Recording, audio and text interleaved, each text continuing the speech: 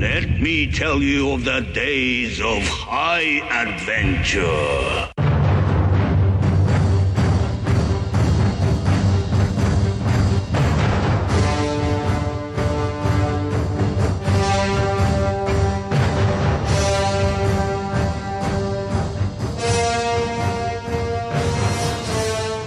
Hey, what's up, everybody? I'm John. And I'm Kevin. And this is 6 Degrees of Schwarzenegger, the podcast where we take a long, hard look at some of our favorite action movies from the era. You know who we're talking about. Schwarzenegger is the icon of the genre, and we're taking a deep dive into some of these 80s and 90s cult action movies and breaking them all the way down.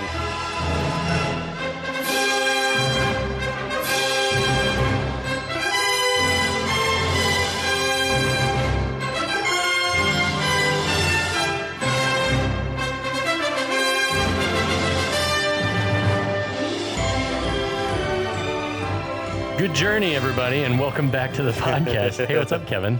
Hi, John. How are you, buddy? I'm doing great. Kyle, welcome back. Thank you, sir. We're so glad to have you.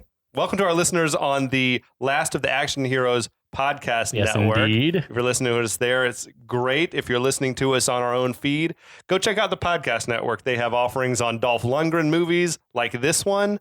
They have a couple of Stallone podcasts going on over there. There's a Bruce Willis podcast where there's a Willis, there's a way. It's called. Man, it's so good. Do they have I Must Break This? Yes. Oh, That's a great show. Yeah, I listened to a few episodes. There you go. Awesome. And there's been some talk. I don't know that it's going to happen, so I might ask it out. They want to do a Kurt Russell podcast called The Kurt Locker. Incredible. That's I like it for the name alone. I'm in. I don't want to talk about Tombstone. Talk about Tombstone, talk about Bert, want to talk about Overboard, talk about Captain Ron. No, you want to get into all of it. Tequila Sunrise. I believe in Jesus. So, yeah, I love Kurt Russell. He's a national treasure. Someone asked me recently, we were playing some game, and one of the questions was like, name someone who's like the ideal marriage. And I was like, Kurt Russell and Goldie Hawn. Immediately, I was like, without even hesitating. There was a recent like Twitter thing that is, if you had to be trapped on a desert island populated with entirely characters played by one actor, who would it be? Kurt Russell would be a decent choice. Like all the Kurt Russell characters are like residing on the island, except for the bad guy in Nick Cage could be fun. No, that would be a nightmare. Nick Cage Island fever dream. What were you about to say? I was going to in Tarantino movie? In Guardians 2. Oh, I was thinking Tarantino movie. Stuntman Mike. Yeah, that would not be great. Anyway, we're not here to talk about Kurt Russell. We're here to talk about something much worse, and that is Masters of the Universe. I want to talk about, before we get to the plot, what are you guys like personal history with this movie? Mine? Both of you. I remember seeing it in the theater. It wasn't like one of the first movies I remember seeing, but it was like I was a huge action figure fan. Had all of the He-Man action figures. Literally, I have a list somewhere amongst all my things here, but I mean, it's like literally dozens of action figures and Castle Grayskull and Snake Mountain, like everything. I just was like He-Man, Thundercats, Ninja Turtles, G.I. Joe, Transformers. Was like all those were my fucking jam. And so I remember when this movie came out, just it wouldn't have mattered. It could have been 10 times worse than what Canon did, and I still would have probably loved it. Yeah. So it's nothing but fond memories. And even when I watch it now, for all of its flaws, again, like for what we said, it's like it's eminently watchable and a lot of fun for me. Yeah, it was the first movie I ever saw in the theater. I think, what did it come out? 1987? So summer of 87, I think. I was 4. Oh, wow. That's awesome. But my uncle, Paul, who was a big nerd, he took me to see it, and I brought my He-Man action figures with me. I had He-Man and I had Faker. I think it's Faker. It's the blue one with the recording device. In front of him. He's like the robot He-Man, and with like orange hair and stuff. And like I remember the guy at the ticket counter was like, "Whoa, this guy's ready for He-Man." Yeah, absolutely. That is young to even have a memory, so it really stuck with you. I can't believe it stuck with me as long as it has. That's awesome. Yes, I saw it in the theater, and it was. What's funny is that came out the same summer as Superman 4: The Quest for Peace. Yeah. And the I Canon think double classic. The Canon double dip. And I don't think I saw that in the theater. I think I saw that on video right afterwards, or whenever it was on TV, and almost immediately afterwards. Yeah. And they both have the thing that it stuck with me most about these movies are physical impairments that happen to people in the movies. Yeah. And so, but yes, I have all the He-Man figures, and my favorite one of all was the one who was like the mosquito guy. You press a button and all the blood comes down. Yeah. Remember that guy? Yeah. He was one of Hordak's Hordak from She-Ra. Yes. And that was another thing. Like, maybe we'll get into some He-Man lore later, but that was another thing from my YouTube deep dive is that like Hordak was in the Legends universe of He-Man. Like Hordak was like Skeletor's mentor, his master. Yeah. Was he the main villain in the She-Ra? Yeah. Hordak was the main villain in She-Ra. So I didn't see this movie until 2021. Wow. I love that. I know so it great. should have been right up my alley, but it was. I don't think my parents were taking me to see movies that weren't like full on kid movies in the theater at that age. It was like a lot of what Land Before Time and American Tail or whatever, shit like that. Now, Dad at home, one of my first memories in my life was Dad letting me watch Conan the Barbarian on TBS or whatever and being like, don't tell your mom I let you watch this. Oh, Steve. Because that's even the TBS version had to still be pretty damn violent. Yeah. And orgies and stuff going on in it or whatever. But yeah, I didn't. So I was a He-Man fan. I mean, I had maybe not as many toys as you guys had, but I had Battle Cat and He-Man, and I think I had the Castle Grayskull and some of the others too. And I loved the cartoon, but like, it's not as burned into my brain as much as maybe like Teenage Mutant Ninja Turtles and G.I. Joe were. Going back and watching some of the animation, like some of the animation reminds me a lot of like the Bakshi Lord of the Rings movie. Yeah. Like not the stuff that was like where they, superimposed it over live action and stuff, but like just the straight up animation stuff reminded me a lot of that style. It was not the same animation company, was it? Filmation or whatever it was, right? I mean, no, Bakshi had his own company and he did a lot of like rotoscoping, like drawing over like actual filmed actors. But yeah, Filmation unfortunately is like kind of a cheap fly-by-night kind of company. Well, their shit looked a lot better than that, like New Adventures of He-Man, the one that was like He-Man in space. He-Man, like Skeletor was kind of cross-eyed and whatever in there. I don't know, but man, who looked more metal than Skeletor, dude? With like just yoked up. Yeah, and his like skull hood and a skull, dude. He was badass. Well, if you ever Google Earl Norem, the artist who did a lot of paintings of He-Man, did he do the early comics, the Mattel comics? No, or anything? That's like some of those are drawn by Bruce Timm, who did like the Batman the Animated Series. That's amazing. Okay, there were a lot of cool. That version of Skeletor from those comics looked even cooler than the Filmation version. But Earl Norem, I'm telling you, the best He-Man paintings you can find. They look like something like Frank Frazetta Conan stuff. It's very cool. It's rad. So in the last episode, we have our good guys have like all come together now. The Earthlings and the Eternians are on the same page. They're trying to stop the bad guys from taking over Eternia, led by Skeletor. Skeletor's got Evelyn. The mercenaries, led by Karg, are on Earth. They're trying to get that cosmic key away from Gwildor because Skeletor wants both of them. Yeah, I gotta have it all or nothing at all. He can't just do his thing with just the one, even though he's about to become, all powerful in the universe or whatever. We guess. So he sent them back to get the cosmic key and to bring He-Man back alive. And that's almost it. They've got him pinned down in the music store, and Charlie's music store is about to be a big old battle. About to break loose. Yeah. Okay, so now the baddies have set up a perimeter outside of Charlie's. They come crashing right through that showroom window. Yeah. He-Man and Duncan, Man-at-Arms, are doing a pretty good job of holding them at bay, to be honest. Like they seem to be winning. Yeah. Dolph Lundgren sucks at looking like he knows how to handle a gun. He just is not good in this movie. Well, he's trained under Stallone. I don't know. Set of Why Rocky is He-Man IV. using a gun in the first place? I mean, what's he supposed to be doing? Just laying waste with the sword? The sword, to deflect blaster Oh, shots he's also back at supposed him to be and all super that? fucking strong, which we only see like a couple of feats of strength in this whole movie. But like He-Man should be like plowing through these guys. Okay. That's the He-Man we want to see. Yeah. Instead of him just awkwardly wielding a blaster. He's supposed to be super strong. Like he's supposed to be able to like punch a boulder and the boulder explodes and shit. Yeah, like he's that. like Kyle said earlier. He's like Thor. Yeah, he's a god. Exactly. He's at least a demi one, a half guy. So in the back room, Kevin is watching as Gwildor is like just pressing buttons on the cosmic key. Tila wants to know how long until the portal's open. Gwildor doesn't know. He said he'd give all the chocolodite and Frilbillion if he could just have 2 units with a master sound maker. The fuck? Did you get all that?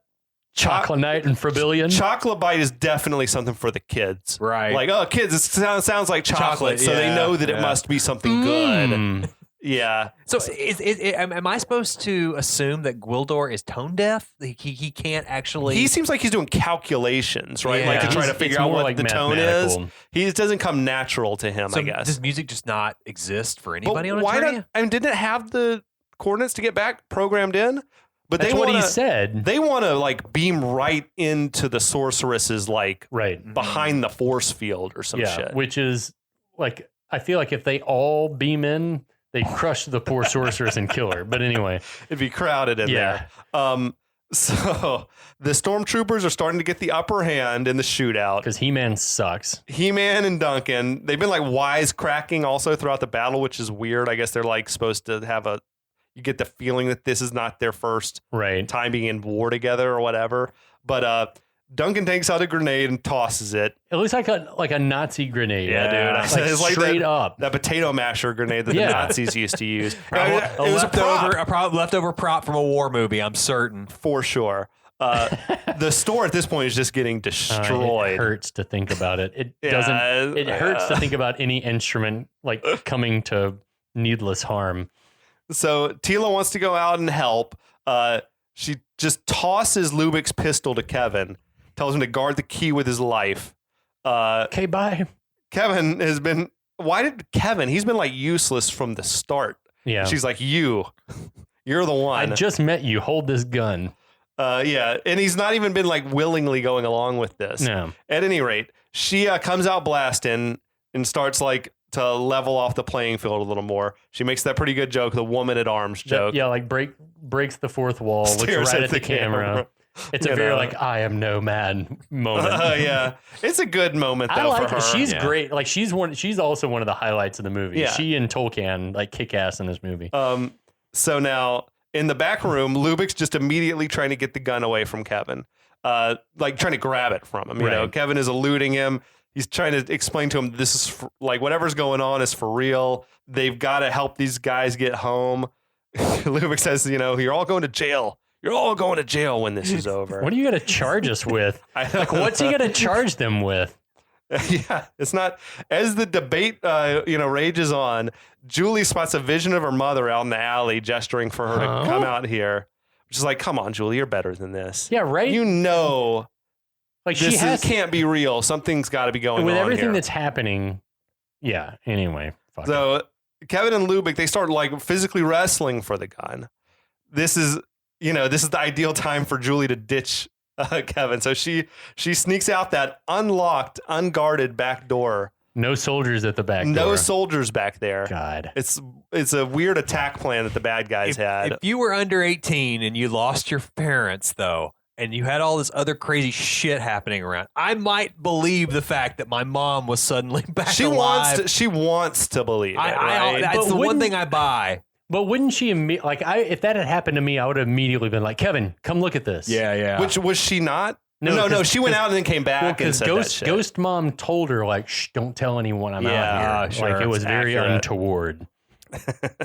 Yeah, I'm wondering though, why are the bad guys not just coming through that back door in force? But anyway, Julie is like mystified at how is my mom out there. So I like that the fake mom didn't. She was just silent until Julie was like, "Mom," and she's like, "Yes, honey." She calls her like mother. Mother, she said. Like psychopaths. It's like Mike Pence addressing his wife. Mother. Norman Bates. Yeah. So. But I like the moment that it seemed like maybe the Evelyn wasn't really sure what to say until totally. let me let Julie break the silence here. Totally. So Mom says that we had to fake that plane crash because of the secret work that we're doing. What Just the fucking fuck? weird, What the dude. actual shit? Like that's okay. But how could Julie would have some knowledge of what they did, unless it's like a True Lies situation. I mean, it's like my parents were spies. I guess so. Okay. She says basically, that's why we had to disappear. She's like so gullible at this point. Maybe she's ready to believe anything. She's got PTSD big time. There's like a big emotional embrace out there in the alley. Oh, Mom tells her that, her new friends are connected to the top secret work they're doing, and we need you to go get that cosmic key and bring it to me. That shiny metal thing with the blinking lights? Yeah, that's it. Okay. That's the one. Julie ought to be a little more skeptical, I think. Yeah, this is just, but as we said, she's traumatized and a minor When I was 4, though, I was like, "Oh no, she's gonna give give him the totally. key." You, as a 4-year-old, you knew that this was a trap. Yeah. You are believing that this was Mom. Well, it's like, everything about the scene sort of like it's off. It's eerie, the lighting and stuff. Weird. Yeah. So now inside, Lubick and Kevin, they're still fighting for control of the gun. They've been rolling around on the floor for 10 minutes. Yeah. The gun falls to the ground. Charlie dives in. They're like, all the wrestling continues. Charlie that was a smart move, actually. Like, I don't want to jump in here and get shot. Totally. Whatever. But Gwildor picks up the gun and fires a warning shot. Motherfucker, stop. I'm busy over here. He tells them to chill out and let me work, basically. Him wielding that gun is something else, though. Yeah. Seeing him hold the snub nose. Billy Barty's a treasure in this movie. It's at that moment that Kevin notices that Julie's not there anymore. And it's at that moment that Julie busts in tears, telling Kevin that her parents are alive. Huh? Then she just grabs the cosmic key and runs out of there. I imagine, I like to think if Gwildor had just blown her away in that moment. Like, shot her to death? No! Waste her. Oh, man, that would have been intense, but kind of. I got to save the universe, man. Yeah, absolutely. So Kevin goes after her, but the door's being like held closed by some type of magic, or maybe it was really hot. Fused or something. Yeah, like it hurt his hand or something. It was definitely like a red glow to it. I don't know what's supposed to have been happening there. I didn't know that Evelyn had magic per se, but I guess she was like an evil sort of sorceress or something. Yeah, like anti-sorceress. Yeah, exactly. Okay. So Julie hands over the cosmic key to her mother, who, immediately transforms back into Evelyn. So like the least shocking reveal ever. Julie lets out a great terror scream. Yeah, Courtney Cox was great. So Evelyn walks away. At that moment, the spell on the door goes away, I guess, and Kevin comes running out, runs to Julie. I think that's the first moment that I sort of thought like, oh, I think we're supposed to think like Kevin's a good guy? hero. Okay, yeah. He's doing the heroic thing or whatever, but he doesn't have hero vibes. No, about him. He's just like been sort of doing the bare minimum in his life. You hating on illusions? They killed it at Club Zero last night. I've been in worse named bands though, to be honest. Well, with you. What are some of yours? Oh god. Oh, what do you play? I play bass. Nice. Yeah. That's badass. Yeah. Do you still noodle with it some? No, do you have one? Yeah, I still have all my gear, but I haven't played it in like 10 we years. should jam. Oh, Let's nerd out. I would get. What were your bands called? I was in a band called Overwhelmed, which is on Spotify. If you ever look. Oh, it up. nice. That was recorded like in 2006. That's how long ago we're talking. And then, or 2005 actually. And I was in a band called Niagara Mohawk, which was named after the power company in New York, I think. That's awesome. That's a cool name, though. Yeah, that was.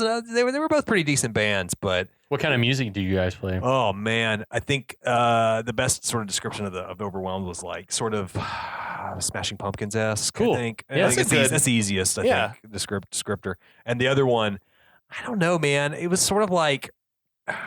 It was kind of like early 90s emo sort of. Okay. You were into I know you were into My Bloody Valentine and all that kind of shoegazing stuff, right? Was it like that? Yeah. Love shoegaze. I would say that both bands pulled a lot from that kind of stuff. Like the biggest influence on Overwhelmed was the old 90s band Hum. And wait, no, I think Hummer was another. That was a Smashing Pumpkins song. There were two like shoegazy space rock bands that we really liked. Okay. And the other band, God, man, I don't know. I'm trying to think like of bands that they even sounds like maybe like Sunny Day Real Estate, sort of. Okay. Something like that. Tell Kyle about Lady Parts. One of his projects. I call him Bandrew when I refer to him to some people, but he's been a guest on this show many times. And he and I, back in Houston, had an act where we would just play like 80s and 90s girl covers. Oh, nice. So we put like Britney Spears and Shania Twain and like the Bangles and like Very anything. cool. But it was like, it has to be from 1980 to 1999. And yeah, we had a lot of fun. It was a lot of fun. It was just the two of us in a drum machine and keyboard, guitars. I like it. I love the premise. It was a lot of fun. But now there's a show called We Are Lady Parts about like that? some Muslim girls that are like in a rock band or something. Oh. That I need to check out and also sue for copyright infringement. Get your lawyer on the phone. Exactly. I'll take us back to Masters of the To Universe He-Man? now. Sorry. No. This is what we love. I like getting absolutely. on the tangents. Back at in whatever town they're supposed to be in, any town, USA. Exactly. Somewhere deep in California. What is that Disney? What's Disney World's like little town? The American town. You know, it had a name, right? Something Frontierland? No, it was something that a little was a shitty. thing. It was called something USA. It was like I don't think it was Any Town USA, but it was something like that. So back in the movie, all the baddies are starting to fall back. Gwildor tells He-Man that the key was taken, points him off in the right direction. There's a little mini shootout right in the alley. These dudes are like our true stormtroopers. Why didn't they just keep them pinned down? I don't know. I mean, I will say He-Man was not even taking cover. Right. He just ducked in the middle of the alley and they couldn't hit him. Yeah, I don't know. Get small. Yeah, that would have been your time. You got him now in a kill box or whatever. I don't You could even just know. take him out. Anyway, who was it? Julie says the woman took the key. Like, that's one way of putting it. Right. Another way would be I gave her the key. She tricked me. I was fooled. So He-Man and the others, they chase after Evil Lynn and the Cosmic Key. Back inside the music shop, Lubbock's asking Charlie if he keeps a gun in the store. Charlie's like, fuck yeah, of course, this is America. So he retrieve a shotgun from under the counter. Lubbock racks that thing. That's one. That's the first time he racked it. So he's chambered a shell. Now he's ready to pull that trigger and shoot. That thing's made of plastic, right? Yeah. Was it? I thought it was looked very shiny for a shotgun. Maybe it's just. I don't know. Everything else in that movie looked very heavy and real. Yeah. I don't know. I don't know either. It never occurred to me. It sounded real, but also that's sound Foley. effects. So who knows? Yeah. So who knows? Now Charlie is dumbfounded by how fucked up his store is. Yeah, I feel bad for I Charlie. really did. That's his whole his life's investment. I hope he had insurance. But then what do you even tell the insurance company? I guess you just say it got vandalized. Yeah, I don't know what happened. exactly. Yeah. It was vandalized. Now Lubbock runs out into the street, racks the shotgun again, which would eject then a shell that hadn't been spent yet. Tells the group of Never mind. stormtroopers to freeze. That you can't see Tolkien with the pump action shotgun without thinking to eat lad slackers. Yeah. Right. That's me. I wanted him to say that. It would have been so It cool. would have been awesome. Actually, that movie hadn't come out yet at this time. No, but it would have been cool if they'd gone back to the future. Also, it did seem that Charlie gave Lubbock any additional ammunition. So is he He's got plenty of shells. Okay. I guess. I don't know. Okay. Whatever. The troopers, they turn around blast and they blow up this sweet muscle car. That car is awesome. I in my mind that could only have been Charlie's car. Yeah. I feel like there could have been a good gag where Charlie's like, not my car. Everything. But they maybe they didn't have time to film that because it just seemed like that had to be Charlie's car and his life My is just store, my car. So the baddies have all regrouped now. Evelyn says they're ready to transport. She's going to signal Skeletor using the cosmic key. This makes How does she know how to do that when fucking Gwildor don't? Yeah, I mean, I guess it was we'll just activate it when we're ready for you to send the rest of the army. But how does he couldn't know if it was the good guys or the bad guys activating unless there's a way to send a text message or something with the thing. No one knows. None of it I don't makes know. sense. It's fine though. The finer points of cosmic key use are lost on us. So as He-Man and the rest, they continue chasing after, a huge portal opens right in the middle of the street. It's a door, a big door. Gwildor. That's your impressions for this movie are on point. Thanks. It's because a lot of years of watching it. I know. I'm a loser. No, man. I mean, there's movies I've seen 100 times probably. A big door. So the good guys, they run down an alley to hide. as a huge army starts marching through the portal. They're followed by these soldiers on like flying hoverboard shit going on. Skeletor's like piloting some type of a command ship. And it looks like that thing's like its sole purpose is a flying throne for Skeletor. Right. It's kind of rad. It just is like motherfucker's a sitting duck in that thing. It reminded me a little bit of Jabba's whatever he had. Yeah, it definitely looked like the sail barge. Tatooine, yeah. Definitely. Sail barge, nice. Yeah. So Skeletor calls Evelyn on the radio, which I didn't know they had radios either, but it's like, it's all good, whatever. Evelyn says she's got the key. The humans are weak and easily fooled and controlled. I think she's probably right about that. Yeah, Actually, it was what we've seen over the past like decades. But Skeletor interrupts her to ask about He-Man. Enough of that bullshit. Where's He-Man? Yeah, he's obsessed. Yeah. She confesses that He-Man had escaped. Skeletor sends his hoverboard goons, which they're called the Air Centurions. That's after pretty cool. He-Man, yeah. Those effects are so bad. Horrible. Yeah. Absolutely They're awful. like motionless little action figure like miniatures, I guess. Well, yeah, it's either that or it's still photos taken. Yeah. And it's someone like crouching. They just never move. Yeah. It's even worse when old Dolph gets on one. Oh yeah, dude, I was gonna say like we ain't seen nothing yet about how bad it's gonna get. Yeah, it's just the tip of the iceberg. So there was this kind of cool like vertigo shot in the alley. I don't know if you guys noticed. It was like I'd never seen a crane pull out vertigo shot where it was like, you know, the alley sort of seemed to stretch out as they were running down and whatever. It was a pretty dope shot for our boy Goddard. I got to give him some love where I can. I know. Yeah. You know. So as the Air Centurions attack, He-Man blasts one who just explodes. Right. Which would have been like almost the only time in the movie that you get the impression that it's a robot and not a human in armor or whatever. It's almost like a producer note was finally took at some point. Make one explode. Oh, they are robots. Okay. Yeah, totally. You can't say they're not robots. Yeah, you can't prove that. But the good guys, they bust down the door into whatever, a staircase, I guess, in the alley. They're taking shelter inside. He-Man grabs Gwildor's grapple gun, tells him to get everyone to the roof. He gives his cape to Gwildor for some reason. Fuck. I don't know. Yeah. He took the time to remove the cape. He-Man it's sort of probably because they couldn't have it on whatever motionless. Oh yeah, it wouldn't action look good figure on the effects. on the hoverboard. Exactly. They couldn't make it blow in the wind or whatever. Thank God someone had that note. Yeah, that would have been shitty just for the still cape hanging on him. Damn. Ugh. Yeah, that's a good call, man. So He-Man, he blasts one of these Centurions out the window or through the window, and he knocks him off his hoverboard. He jumps on that thing. It's weird that they slowed that shot down as much as they did. Him like jumping out the window onto the hoverboard. Like it's He-Man coming out a broken window. It's not like it's not anything impressive. For this movie, I guess, was it Dolph doing the stunt himself? You only see him sort of lunge. Feet, right? You see him lunge and then you see the feet land and that's it. So I'm like, why slow the shot down? I don't know. I don't get it. Anyway. We got to get the runtime up. Slow it down. Maybe. We talked about on Over the Top, if you had all those arm wrestling scenes play out in real time instead of slow-mo, the movie would have been like 20 minutes shorter. And it was already like 86 minutes or something. It was long. cooking. Yeah, it was cooking. Another canon trick, I guess. I love it, man. It's weird. Yeah, I don't know how. It makes me wonder how the hoverboard works.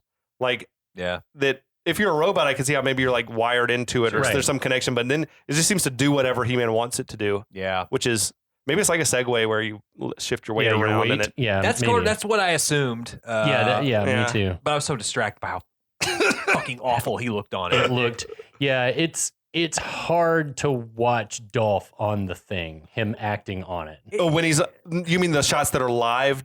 Dolph when he's like just standing on the roof of a truck or something? It looks like Styles. It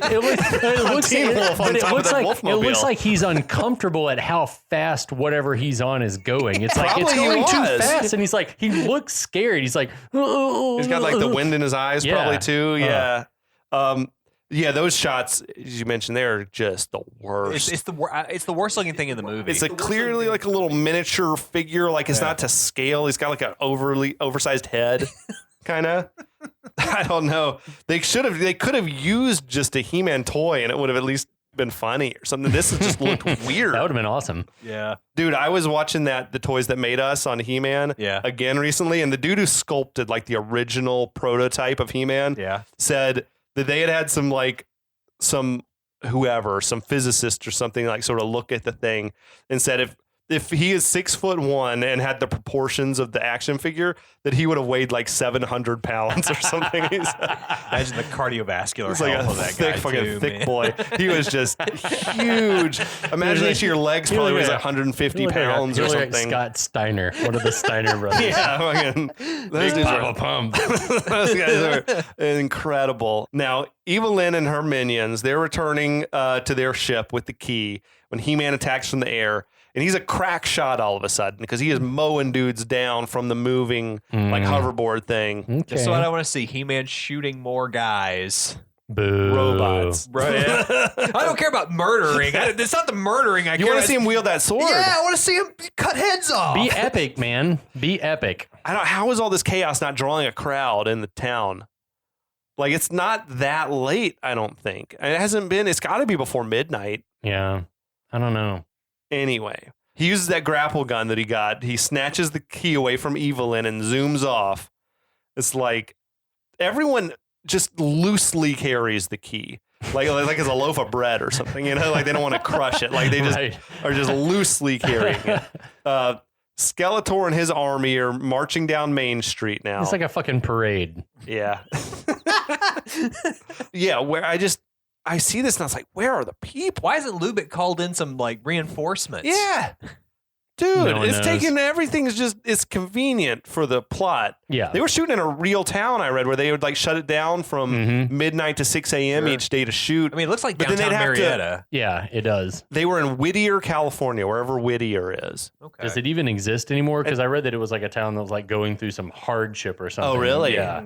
Interesting. At the time, and that like I think it got a ton of earthquake damage in like the big 89 earthquake. really? Maybe Like that's they said a why. lot of those storefronts that were there sort of crumbled, all the brick Yeah. Wow. and stuff. But yeah, it's just like, there's a lot of commotion going on in town for there to not be anyone around. Right. So another Centurion appears and he's going head to head with He-Man, like some Top Gun shit. Holy shit, we're head to head. I can't believe we're doing this. Because I was inverted. Bullshit. We get that moment here in a second. The He-Man gets shot in the shoulder. He drops his blaster, much to Kyle's delight. Hurrah! Then the Centurion can't hit anything. He's just blasting away, We missing. can all agree that that's like He-Man's a big fucking target. Yeah. I don't. Well, okay. Yeah. Anyway, So He-Man does like a loop on his. this is weird because I was inverted. Stupid shot of him upside down. just fly. Yes, it's But at amazing. least he gets it with the sword. Yes, he swoops around, hits him with the sword, and the Centurion explodes. Now Evelyn, Karg, and the Beastman are leading Skeletor's processional. So I feel like there's a missing scene Yeah. where they were reunited because Skeletor would have been pissed. All of a sudden she's here and she doesn't have the key anymore. Right. So there was something axed out here. Yeah. He-Man is chasing after another Centurion. Skeletor commands that guy to lead him back to us. Meanwhile, Duncan and Gwildor, they're working to locate the key / He-Man. Tila says He-Man should have returned by then. They're up on the roof of a building in town. Yeah. Duncan says he's not worried about He-Man, more so that the bad guys are going to find us where we're hiding here. And as he's saying this, wouldn't you know it, Skeletor's command ship is like rising into view in the background. It's a pretty effective moment. I like though. that shot. Sure. Yeah. It was like it's nice as a viewer. You get that. I do feel like Goddard's got good vision in certain. He like, had some good scenes and ideas. stuff. I Yeah. feel like he just didn't have a lot of like good. He didn't have the best people surrounding him. He No. didn't surround himself with the best people. Yeah. I think the core story of this movie is good. I don't think it's a good He-Man story, Agreed. but I think it does like have like sort of a general stranger in a strange land kind of thing. Yeah, Sure. that, totally. that also works in like the Thor movie. For Yeah, me. yeah. It's there. It's just it's not what you wanted when you're like 6. And You want to see all He-Man. that attorney shit. You want Yeah. to see him riding Battle Cat around. Yeah. Exactly. You want to see what Gorko? What's his name? Orko. Orko. I'm sorry, guys. No. Orko. No. But it was like we should shout out Kevin Smith and be like, I'm very excited to see your new series, sir. Me too, Yeah, I think it's a good time. It's a good timing for us to be doing this podcast. Yeah, ties in nicely. It's even gonna have He-Man's son in it, Hero. Oh, I didn't know he had a kid. Who's the mom? Is it not Tila? Orko. Oh shit! I don't know. You could say it was She-Ra, and I would believe you. I know She-Ra's his cousin or something. It's his sister. Sister, whatever. I clearly don't remember anything. But yes, Hero is in it, and I think he's his son. Though sometimes in canon, he's also his ancestor. So interesting. I watched the trailer today, and I was very intrigued by it. It looks cool. Yeah, I hope it doesn't disappoint. So back in film world, Gwildor is saying he's almost got the sequence ready to transport them back to Eternia. He says once he has the key, we're going to be gone within 2 pretons. Got it. Fucking meaningless. Another new term. Yeah, is fucking insane to me. We hear a voice. I think not Gwildor. And who is it? Tila and Duncan start blasting. It's Skeletor. But Skeletor's like protecting himself with the force field, fucking like Darth Vader style. Right. Now, all of a sudden, they're surrounded by stormtroopers. Skeletor tells them to drop the guns or die, so they disarm. Duncan dropped his shit real quick. Yeah. Like, there was zero hesitation. Oh, he knows what's up. I guess. He hasn't lived this long by being reckless. I guess so. So Skeletor starts scolding Gwildor, telling him he had big plans for our partnership. Fucking what? Gwildor says I'll never serve the Lord of Snake Mountain. It's like an honorific. Skeletor is like the Viscount of Snake Mountain. It's his ancestral home. Yes, absolutely. Gwildor is showing more heart than Duncan. That's what I felt like. Yeah, exactly. I'm not going to go quietly. As you said, Gwildor is the star of the movie. This movie is about Gwildor. So Gwildor says when He-Man arrives, Skeletor, you're going to be in trouble. Skeletor says he's expecting He-Man any moment now, and he has his stormtrooper seize them all. Now, He-Man flies right into Skeletor's trap. Wouldn't you know? Julie runs to try to warn He-Man, but a blast of lightning from Skeletor wrecks He-Man's hoverboard and like deflects, I guess, and hits Julie in the leg. Yeah.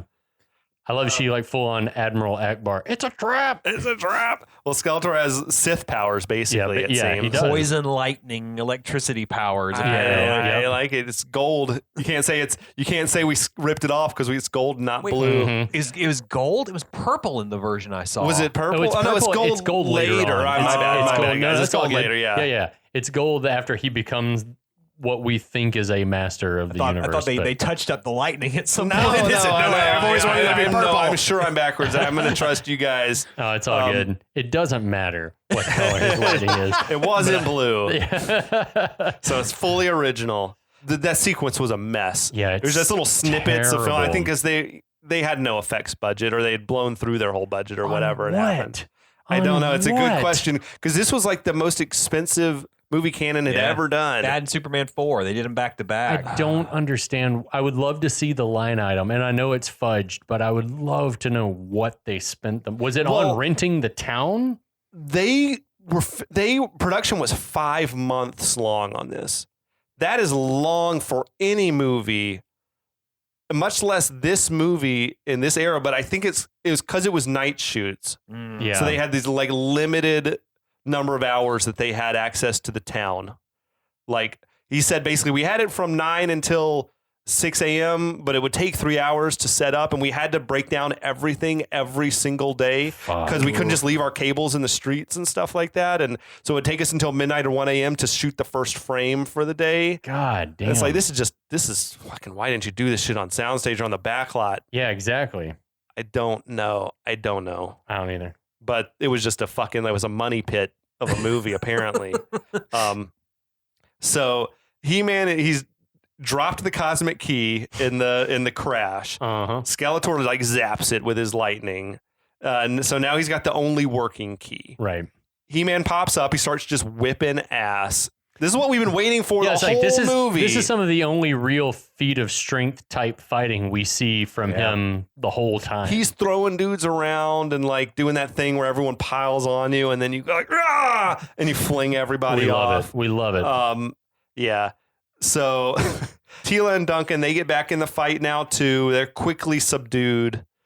Skeletor's cackling in delight, which I do. I love a happy Skeletor. Yeah. Skeletor orders He-Man to stop fighting or he's going to kill the other good guys. So He-Man goes along with that. Now Skeletor tells him he'll spare the other guys' lives if you become my slave, or I'll just kill everyone right now. Or perish with him on this primitive and tasteless planet. Nicely done. It's like, where does he get tasteless from? Like, he's been here for 10 a minutes? minute. Judging Kevin and exactly. Julie very hard. And he's not wrong, I don't think necessarily, but it's just it was an unnecessary burn. Right. But that's where Skeletor gets his jollies from. So He-Man throws down his sword. That's the line. I can't let innocent people die. That is when my partner walked out of the room laughing. That was a bridge too far. Yes. Like, this isn't enough. I love that like Teela's like, no. Let him kill us, I guess. I don't know. But A fight to the death is noble. I'm a huge fan of Skeletor's hilarious condescension. Well said, He-Man. How noble. It's like, it's great. So good. I wonder why Frank decided to make Skeletor sort of vaguely like English.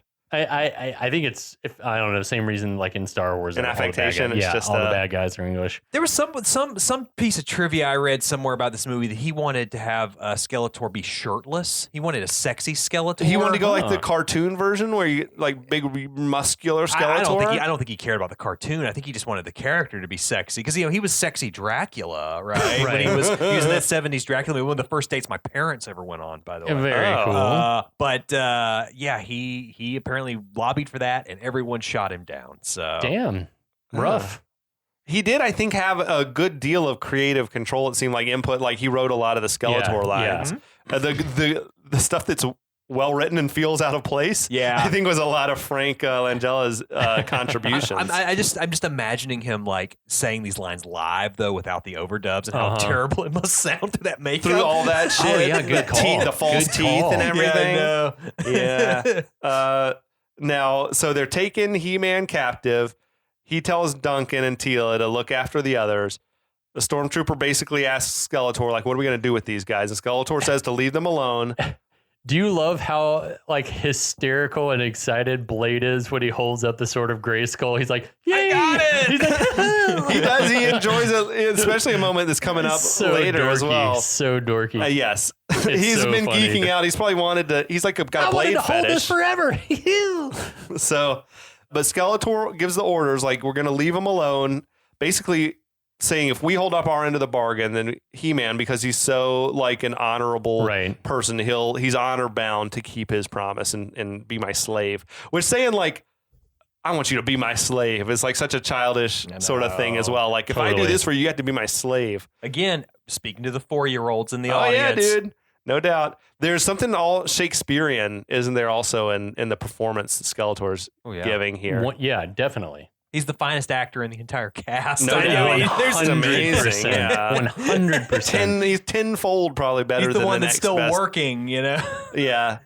I And wonder who's the killing second best actor. To me, Tolkien maybe is the second best. Tolkien and Even though he's a Teela. one-note guy. And Billy Barty. The note is good. Yeah, Barty is good.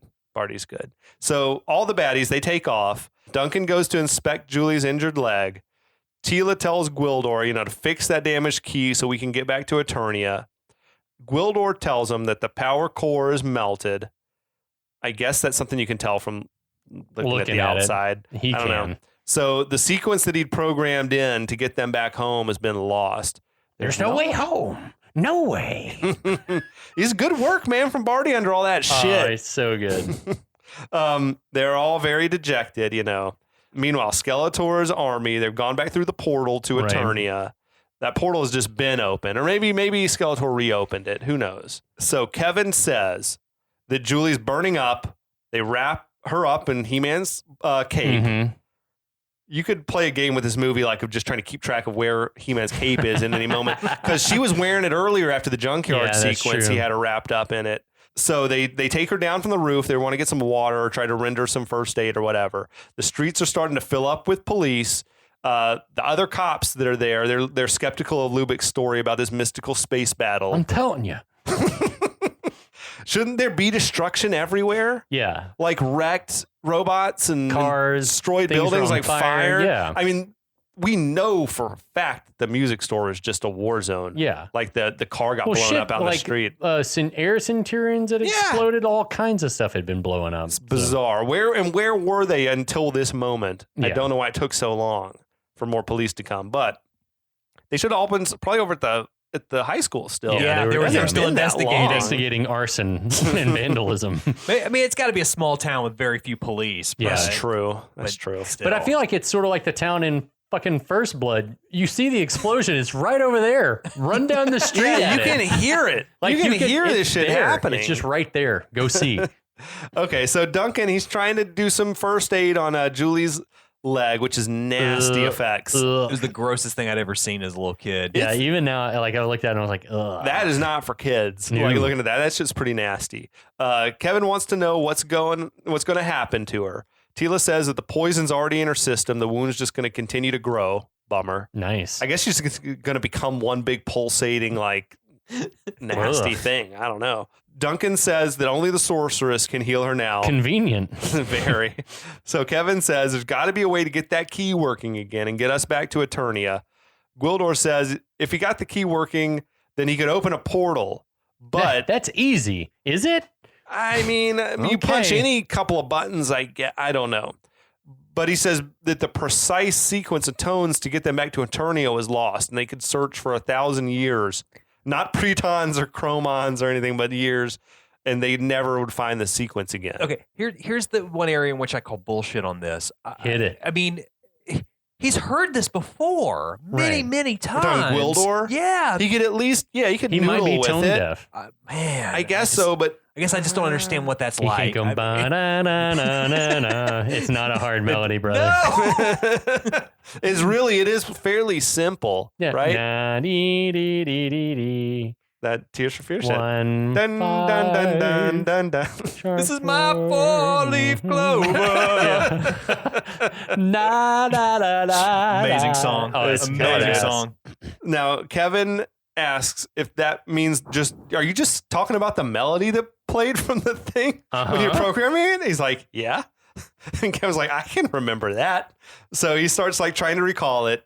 He complains that there's this nearby speaker. I actually love this bit where it's like Conti's epic score has been swelling in the background, and then Kevin's like, shut that shit off, and they blast the speaker and it stops. It like transitioned in sort of a tinny like Muzak version of it. I'm like, that's good. It's clever. I like that. The visual effect is awful Yeah, because it's the The blown up speaker? it just disappears.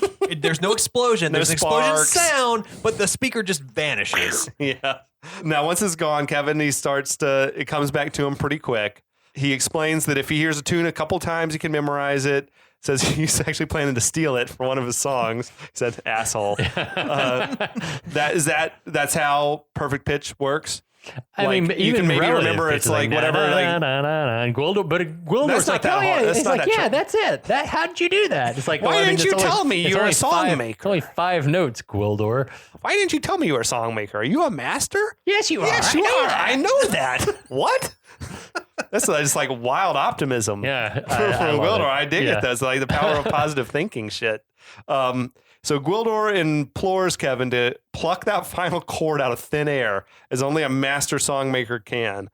Kevin assures them that he's nothing special. I'm just a keyboard player in a garage band. Is that where he said the high school Stupid band line? keyboard player in a high school garage band. Mm-hmm. But then maybe the best line, my favorite line in the whole movie. Only one of you, Kevin. Only one of anybody. Which is true. I love that. As far I was as like, it oh, goes. what a big message. That was like that end of the cartoon message for the kids, Yeah. right? Oh yeah. Only one of any of us. Which is true enough. So that was that heartfelt shit though for the kids. Yeah, it was for good. for the children. So Duncan tells them, we've got half a chromon or else all is lost. Which should mean many hours if it have a chromon, but we're definitely getting down to the final minutes. So saying like, let's just give it a shot. Like what's the downside? There is no Pretons downside. are out the window now as well. It's just we're back on chromons, whatever. Tila asks Gwildor, can you get this key functioning or not? Gwildor lists out the components he needs. This is the best. And worst part of the whole movie. I need a bosonic tesseract. Okay. I need an octode rectifier and something to generate the tones. As luck would have it, they just have all that shit on them. Awesome. Tila's got the fucking Tesseract Velcroed to her arm. Yeah, I've got that right here. Lol. Duncan like pulls one out of his hip pocket or some shit from underneath his armor. It's just there's a big fucking eye roll to me from this moment. Agreed. It's like what This is that? like let's get this in game rolling, man. It's one of the hokiest like Deus Ex Machinas I can recall in any movie. It's like it's borderline comedy. I keep a Bosonic Tesseract Velcroed to my shoulder. Yeah. Why didn't you say so earlier? I've got one on me. All day, every day. Yeah. Anyway, so there's hope. Well, I like that Kevin like runs into the burning, demolished Charlie's music store. Oh yeah, he's gonna go back and got to get one of those keyboards, a remaining keyboard. Man, he's going to loot the store. If you think about it. Where's Charlie? I don't know. He's probably somewhere crying, dude. Calling his insurance company. Sweeping together the remains of his life. His empire's crumbled. I think that'll wrap us up for this episode. Oh man, our lead into the exciting conclusion. That's yeah, awesome. dude. This has been the penultimate episode. Hey! do you think you'll say the catchphrase this time? I want think it. so. We got to have it, man. Yeah, definitely. We'll be able to leave here in a minute. So we hope you'll be back next week and we'll take you the rest of the way home. All right, boys and girls, good journey. Good journey. Good journey. And we'll be back.